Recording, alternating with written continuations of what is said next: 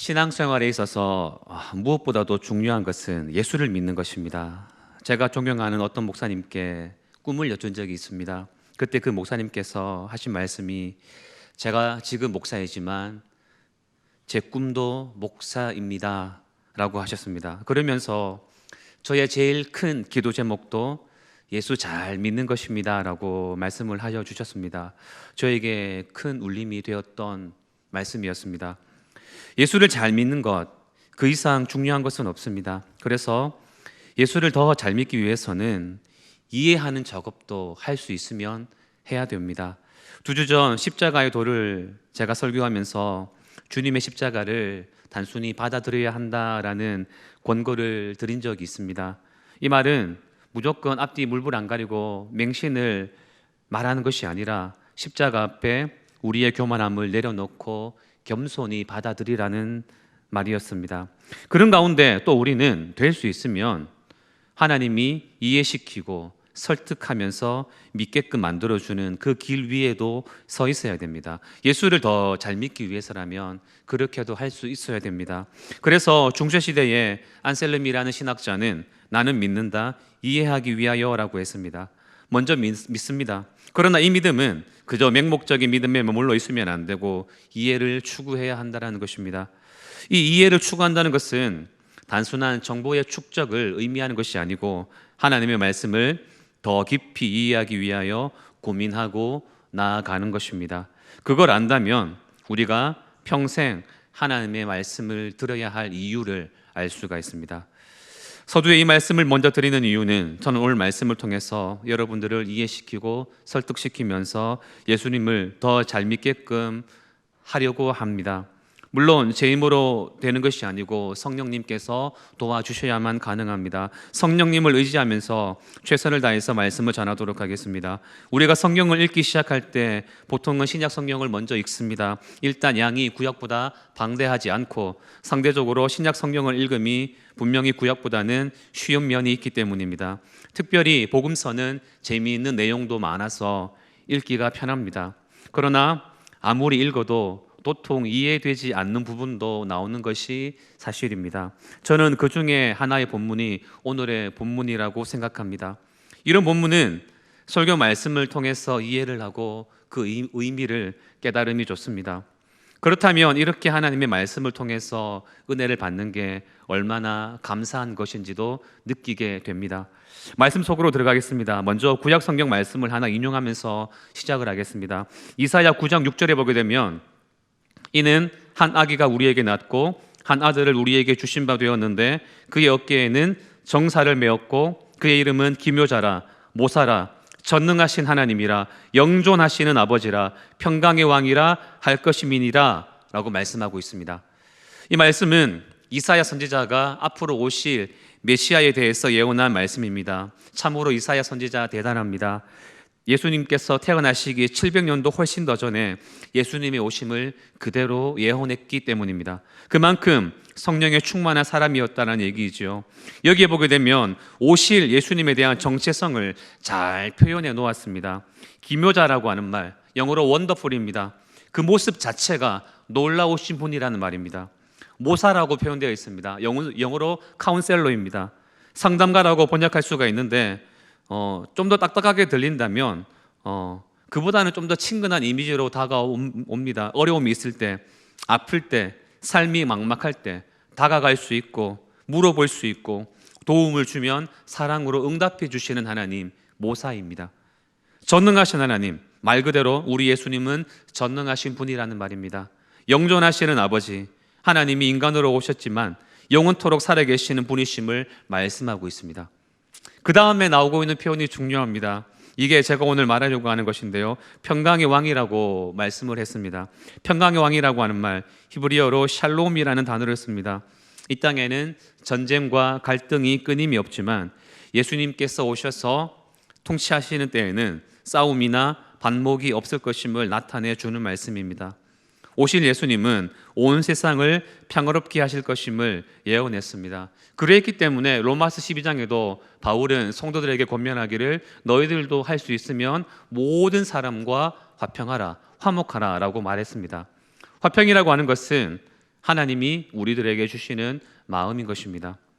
그런데요, 오늘 본문의 말씀을 보게 되면 34절 말씀에 내가 세상에 화평을 주러 온 줄로 생각하지 말라. 화평이 아니라 검을 주러 왔다라고 합니다. 이사야가 예언한 바와 같이 평강의 왕으로 오신 예수님께서 화평이 아닌 검을 주러 왔다는 것은 아주 모순적으로 다가옵니다. 심지어 35절, 36절의 말씀은 그 모순을 더 부추기는 것 같아 보입니다. 내가 온 것은 사람이 그 아버지와 딸이 어머니와 며느리가 시어머니와 불화하게 하려 함이니 사람이 원수가 자기 집안 식구리라. 가정이라는 것은 하나님이 만들어 주신 조직입니다. 태초에 하나님께서 천지를 창조하실 때에 가장 먼저 만들어 주셨던 것이 가족입니다. 가족만큼 소중한 것이 무엇이 있을까 생각해 볼 정도로 가족은 소중한 것입니다. 그런데 이런 가족 관계를 예수님은 서로 원수처럼 불화하게 하신다고 합니다. 도대체 이 말씀을 어떻게 이해해야 될까요? 잘 이해해야 됨이 마땅하겠습니다. 이렇게 접근하면서 오늘 말씀을 이해하고자 하는 것입니다. 제가 이 시간을 통해서 말씀의 선물 보따리를 여러분들에게 안겨드리겠습니다. 먼저 말씀드리는 것은 일단 이 본문의 말씀을 문자 그대로 받아들이지 말라는 것입니다. 이 본문에 있어서만큼은 문자 그대로 받아들이는 것은 이 말씀의 정확한 이해를 이끌지 못합니다. 그러면 어떻게 이해해야 하느냐 할 때에 한 가지 관점이 필요합니다. 바로 부활의 관점입니다.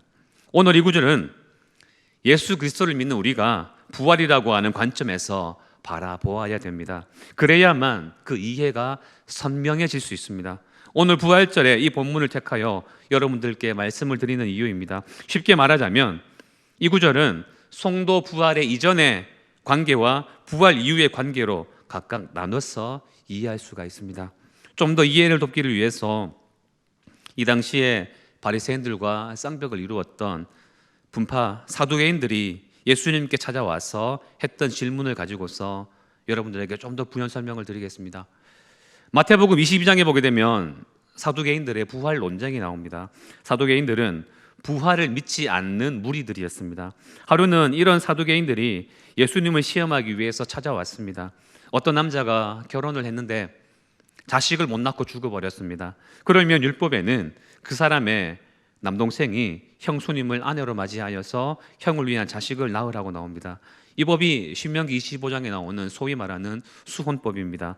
사두개인들이 더 세세하게 질문을 하였습니다. 우리 중에 7형제가 있고 장남이 장가들었다가 자식도 못 낳고 죽었는데 미망인 된 그 형수를 그 동생에게 아내로 물려주고 그 둘째, 셋째, 그리고 일곱째까지 그렇게 하다가 최후에 그 여자도 죽었다면 그들이 한 여자를 아내로 취했으니 부활한다면 7 중에 누구의 아내가 되겠습니까? 라는 질문입니다. 예수님의 답변은 이러했습니다. 너희가 성경도 하나님의 능력도 알지 못하는 거로 오해하였도다. 부활 때에는 장가도 아니가고 시집도 아니가고 하늘에 있는 천사들과 같으니라 라고 말입니다. 이 구절 속에 예수님께서 화평이 아니라 검을 주시러 이 땅에 오셨다고 말한 그 이유에 관한 힌트가 숨어 있습니다. 사두개인들은 부활에 관해 논쟁을 벌였지만 그 논쟁을 위해 끌어들인 도구가 가정이었습니다. 오늘 읽은 본문에서도 가정에 대한 이야기가 나오지요. 이 가정에 대해서 이야기하겠습니다. 모든 인간에게 최초의 관계는 가정입니다. 이것은 사람이 맺은 게 아니라 하늘이 맺어준 관계입니다. 그래서 인간의 힘으로 이 관계를 끊으려고 해봐야 도저히 끊을 수 없습니다. 기본적으로 가족 구성원에는 아버지, 어머니, 형, 동생, 누나, 오빠 이런 식으로 구성되어 있습니다. 여러분 자신을 생각해 보십시오. 여러분은 자신의 이름이 있고 인격이 있는 존재들입니다. 그러나 그렇다고 해서 가정에서 분리되어 있는 자들이 아닙니다. 그 가족 안에서의 관계는 정말로 끊기가 힘듭니다. 이렇게 비유를 들어보겠습니다. 앞서 사역하던 교회에는 절기마다 따로 드리는 헌금함이 있었습니다. 가로 세로 높이 30cm 정도의 하얀색 아크릴판으로 만들어진 정육면체 봉헌함이었습니다. 이 아크릴 헌금함이 여러 개 있었는데요. 절기 때마다 사용하다 보니까 올리고 내리고 하다가 그 중에 하나에 경첩이 파손되어서 뚜껑이 헐거워졌습니다. 그래서 그것을 맡는 장로님에게 제가 가서 이것을 좀 고쳐주십시오 이야기를 해보았습니다. 그런데 그때 장로님께서 하신 말씀이 못 고친다는 거였습니다. 각각의 아크릴판을 본드로 붙여서 만드는데 붙고 나면 아예 한 몸이 되어서 떨어지질 않는답니다. 그러니까 본드로 붙인 그 부분을 다시 떼어내고 다른 새 아크릴판으로 교체하는 그런 유형의 작업이 아니라는 것이었습니다. 그렇게 하다가는 그냥 생 아크릴판이 부러지고 만다는 것이었습니다. 어쩔 수 없지만 아깝지만 그냥 폐기를 하십시오라고 하는 그 장로님의 답변이 있었습니다. 가족이라는 게 그렇습니다.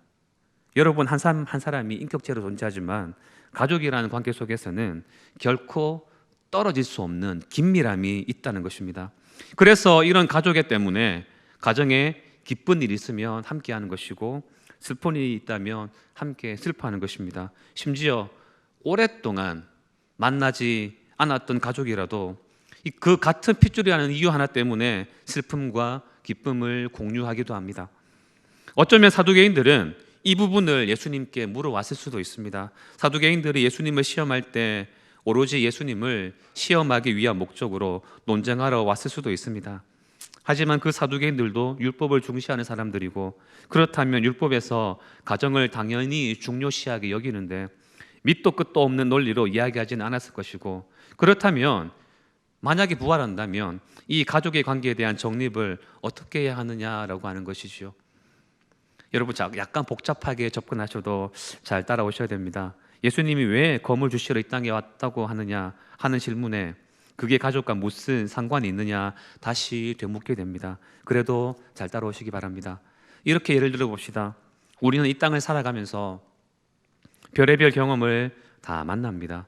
예수를 믿는 가운데서도 어떤 때는 예상치 못한 상황을 맞닥뜨리기도 합니다. 예수를 믿지 않는 자들이 잘 되는 경험, 특별히 예수를 믿고 있는 중에 가족이란 이유 때문에 정신적인 충격을 받는 경험들이 굉장히 많습니다. 몇 가지 실제적인 예를 들어보겠습니다. 예를 들어 예수를 믿는 어느 가정이 있습니다. 예수를 잘 믿고 생활합니다.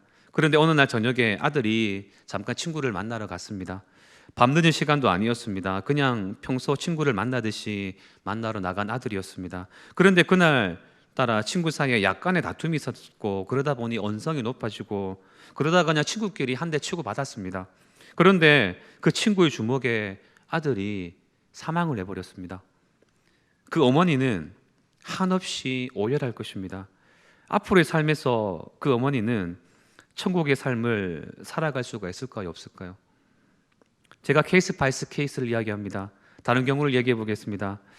지금의 케이스는 어머니는 믿는데 아들은 믿지 아니하는 경우입니다. 그 어머니는 아들이 구원받기를 기도하고 있는데 아들이 매일 악한 짓말을 한다는 것이었습니다. 그러다가 아들이 어느 날 교통사고를 당해서 먼저 하늘나라에 가버렸습니다.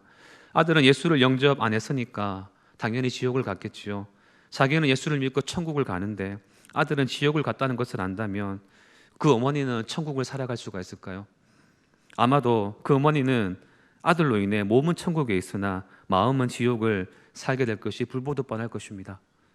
지금 저는 지어낸 이야기를 말하는 것이 아닙니다. 제가 목회 사역을 하면서 신방을 하면서 직접 겪었던 성도님들의 이야기입니다.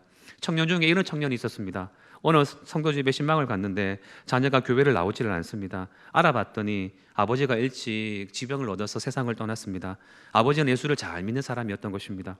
그런데 그 딸이 심한 충격을 받았습니다. 늘 하는 말이 하나님이 살아계신다고 하는데 왜 먼저 돌아가시게 만들어요?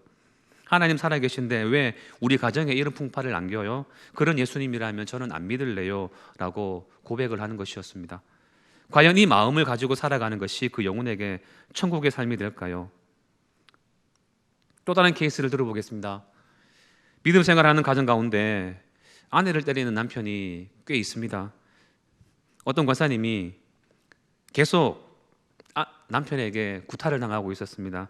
많은 아내는 오직 믿음으로 그 난관을 이겨내고 있는 중이었습니다. 그런데 문제는 그 자녀가 그 광경을 보면서 믿음에 질려버려 했다는 것입니다.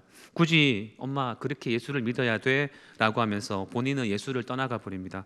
그런데 그렇다고 해서 그 자녀가 엄마에게 불효를 행하거나 또 그런 건 아닙니다. 무슨 일만 생기면 엄마를 걱정하고 보살피고 지극정성으로 간호합니다.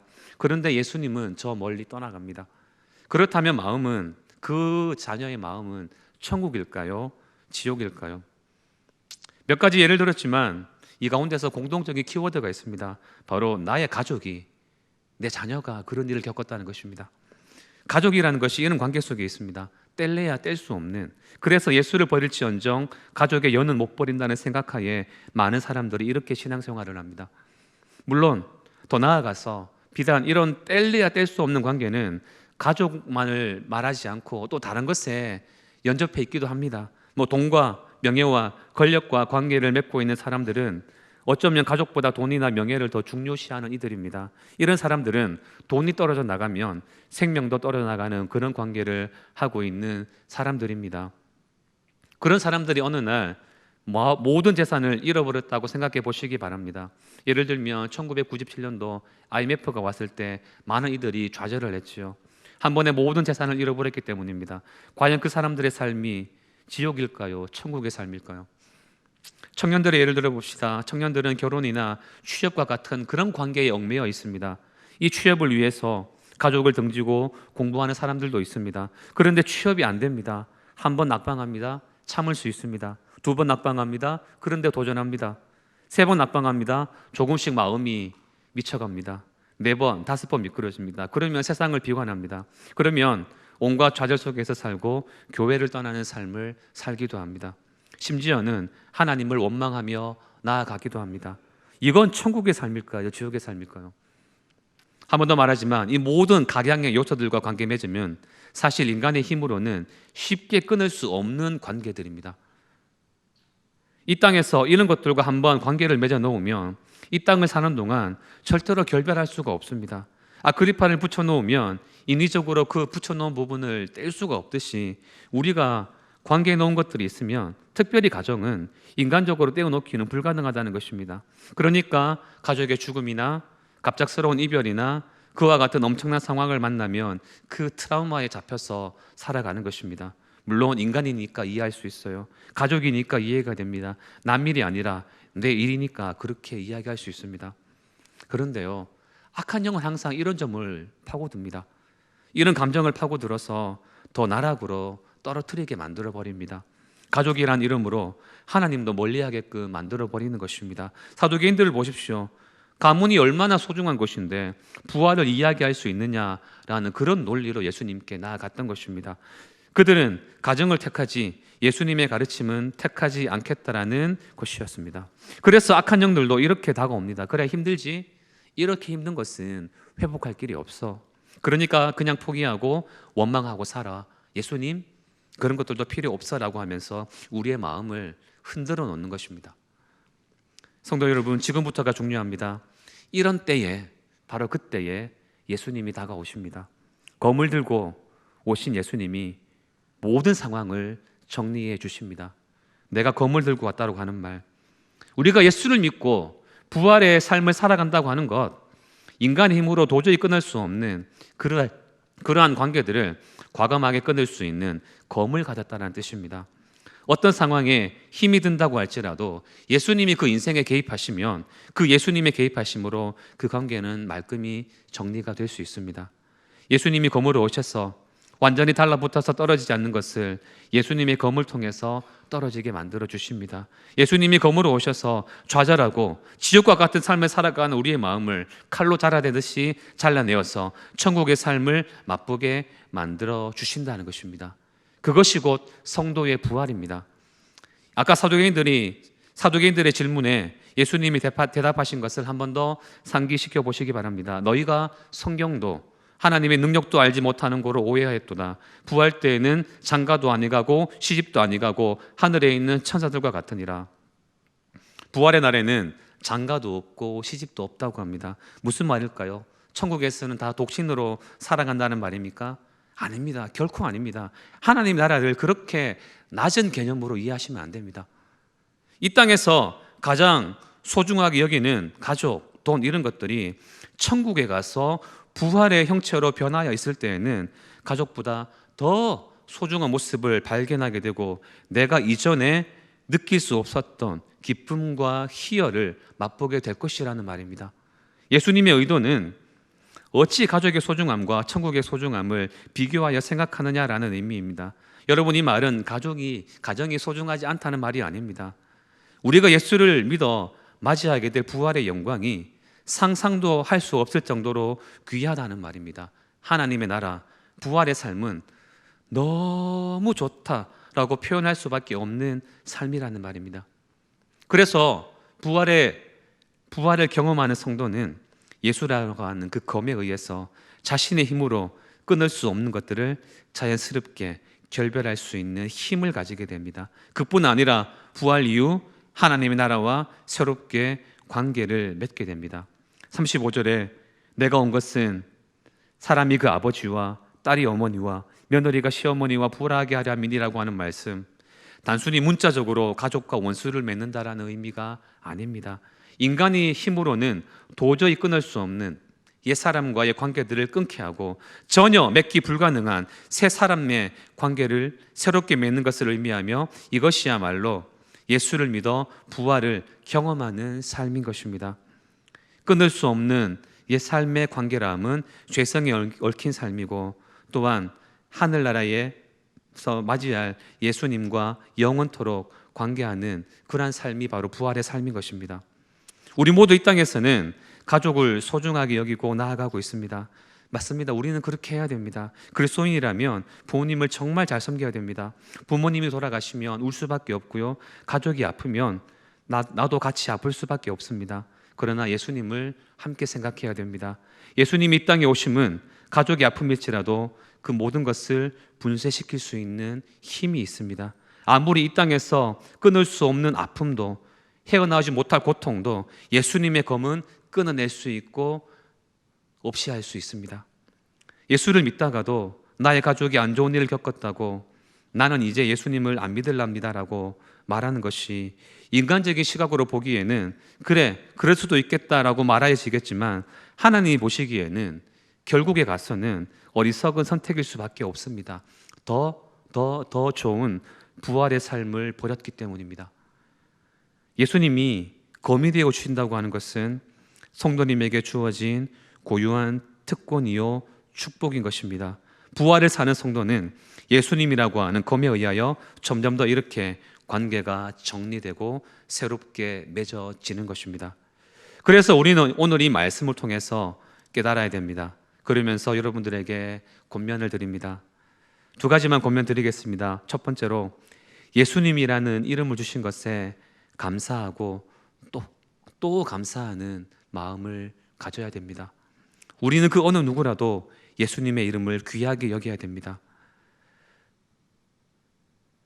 예수님이 우리들에게 오셨기 때문에 우리가 예수님을 믿고 그로 인하여 천국을 알게 되고 우리가 죽어도 그 죽음이 끝이 아니라 부활의 영광을 맞이하게 될 것임을 알게 되었기 때문입니다. 예수님의 이름보다 더 아름다운 이름은 없습니다. 예수님의 이름이 마음에 있으면 영생을 얻게 됩니다. 오늘 예수님의 부활도 그렇게 우리들에게 왔습니다. 예수님이 너무나도 소중한 이유입니다. 그래서 우리는 예수님의 이름을 생각하며 감사해야 됩니다. 감사하고 또 감사하고 찬양하며 영광을 올려드려야 됩니다. 제가 오늘 말하고자 하는 것은 검을 가지고 오신 예수님의 모습이 폭군을 연상케 하는 모습이 아니라 이 땅에서 도저히 해결할 수 없는 문제도 예수님이라면 해결 가능하다는 그 모습에서 그런 예수님을 우리가 마음속에 가지고 있으면 우리들도 그 예수님으로 인해서 모든 문제를 해결할 수 있기에 그 예수님의 이름이 너무 귀하고 감사하다는 것을 말씀드리려는 것입니다. 하늘 위에 주님밖에 없습니다. 주님만이 우리들의 힘이 되십니다. 이것을 잊지 않고 오늘 부활절을 맞이하여 더욱 감사하는 성도님들이 되시기를 바랍니다. 그래서 두 번째로 한 가지 더 권면드립니다. 예수님을 더 사랑하는 자가 되시고 예수님의 십자가를 더욱 사랑하고 예수님의 이름에 모든 어려움도 이겨낼 수 있기를 바랍니다. 피는 물보다 진하지요. 가정은 정말 소중합니다. 그러나 아까도 언급했지만 그 소중함의 크기를 예수님과 비교한다면 그것은 게임이 되지를 않습니다. 요즘 젊은 사람들 넘사벽이라는 말 쓰는데요, 정말 그 용어가 맞습니다. 그래서 예수님을 더 사랑할 수 있기를 바랍니다. 예수님이 지셨던 십자가도 질 수 있고 예수님의 이름으로 모든 어려움을 다 이겨낼 수 있기를 바랍니다. 37절 38절의 말씀, 아버지나 어머니를 나보다 더 사랑하는 자는 내게 합당하지 아니하고 아들이나 딸을 나보다 더 사랑하는 자도 내게 합당하지 아니하며 또 자기 십자가를 지고 나를 따르지 않는 자도 내게 합당하지 아니하니라. 인간적으로 생각하면 굉장히 불편한 말씀입니다. 그러나 천국 백성이 될 그 시각으로 본다면, 부활의 몸을 경험할 그 시각으로 본다면 충분히 그렇게 할 수 있습니다. 그만큼 예수님이 귀한 분이기 때문입니다. 예수님이 그렇게 귀하기 때문에 주를 위해서라면 생명도 바칠 수 있고, 내 앞에 큰 일도 아무런 문제가 되지 않고, 심지어는 십자가를 지는 고난도 내 앞에서는 문제가 되지 않습니다. 사도 바울의 고백, 사망은 어디 있느냐라는 그런 말씀도 이 믿음에서 나온 고백인 것입니다. 그런 성도는 결국 천국의 백성다운 존재가 되어져 가는 것이기에 하루하루의 삶이 천국의 삶을 사는 것입니다. 아픔 때문에 좌절되지 않고, 상황 가운데서 원망하지 않고, 그저 예수님이 말씀하여 주신 그 하늘나라의 기쁨으로 살게 되는 것입니다. 예수님을 더 사랑하는 자 되시고, 모든 어려움도 오직 예수님의 이름으로, 부활하신 예수님의 이름으로 이겨낼 수 있기를 바랍니다. 사랑하는 성도 여러분, 이 말씀을 귀하게 여기시고, 세상에서 끊기 어려운 것들도 예수님이 오시면 검과 같은 예수님이 모든 어려운 상황들도 끊고 하늘나라의 기쁨, 부활의 기쁨을 주셨음을 생각하며 오직 예수님의 이름을 높이며 그 길을 걸어가는 하나님의 성도님들 다 되시기를 주님의 이름으로 축원합니다.